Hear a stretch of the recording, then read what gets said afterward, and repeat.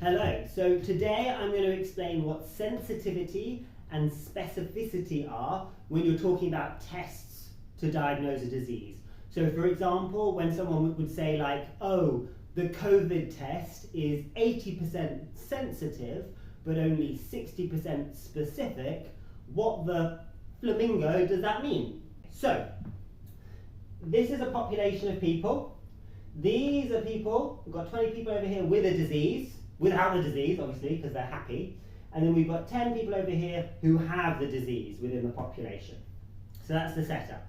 Sensitivity is how good the test is at detecting the people who have the disease, who would test positive for the disease. So for example, if our test for the disease was 80% sensitive, then it would pick up 80% of the people with the disease. So we do our test on everyone and we know that these people are diseased, but because it's only 80% sensitive, only 80% of the people who actually have the disease, so that'll be that I reckon, will show up as having the disease with our test, with the quality of test that we have. So in this example, that would be 8 people. And these 2 people here, these 2 people would show as not having the disease, right? But that would be incorrect. They would incorrectly show as being negative for the disease. So they would be a false negative. False negative, okay? So sensitivity and how sensitive the test is a good way to work out how many false negatives there are with this test. So specificity, on the other hand, detects how many people do not have the disease. So of all the people that do not have the disease, the specificity of the test will say how many of these people can we pick up accurately. So again, just for ease, we said that our test for our disease is 80% sensitive, but let's say it's also 80% specific. So what that means is, of the population that's healthy, so they do not have the disease, of the population that is healthy, our test will pick up 80% of them accurately. So if we've got 20 people, in our example that should be 16. So that is our 80% specific test will correctly identify 80% of the people that are healthy and do not have the disease.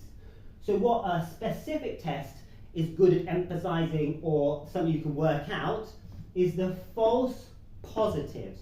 Because these 4 people have come up as being diseased on the test. So they've been incorrectly identified as having the disease, have been positive for the disease. So they are false positive. False positive. So this, I don't think the words sensitive and specific are really helpful. I think they're a bit vague and they don't really mean anything concretely to interpret. So for me, a way that I use to remember this is, oh, sensitive. Oh, I'm such a sensitive, I'm so sensitive, I'm such a sensitive soul. Oh, I've been infected with the disease because I'm sensitive. If you are sensitive, you accurately can figure out who is infected with the disease. These sensitive little souls here that have got the disease, that's what sensitivity picks up. So in summary, how sensitive your test is how well it can pick up the diseased people. So of the people that are ill within the population, how many can your test accurately identify? And what this will then tell you is that of the people it's missed, the people that it's identified as negative with the disease, as not having the disease, that can show you false negatives, because these people are not actually negative of the disease, they are positive of the disease. On the other side, how specific your test is is how good your test is at picking up the people who are healthy, who do not have the disease, who test negative for the disease. So of the population that's healthy, how good is your test at detecting accurately the healthy people? And therefore, anyone it misses, anyone that comes up as being incorrectly positive for the disease, will come up as a false positive, which is why specific tests are good at identifying false positives.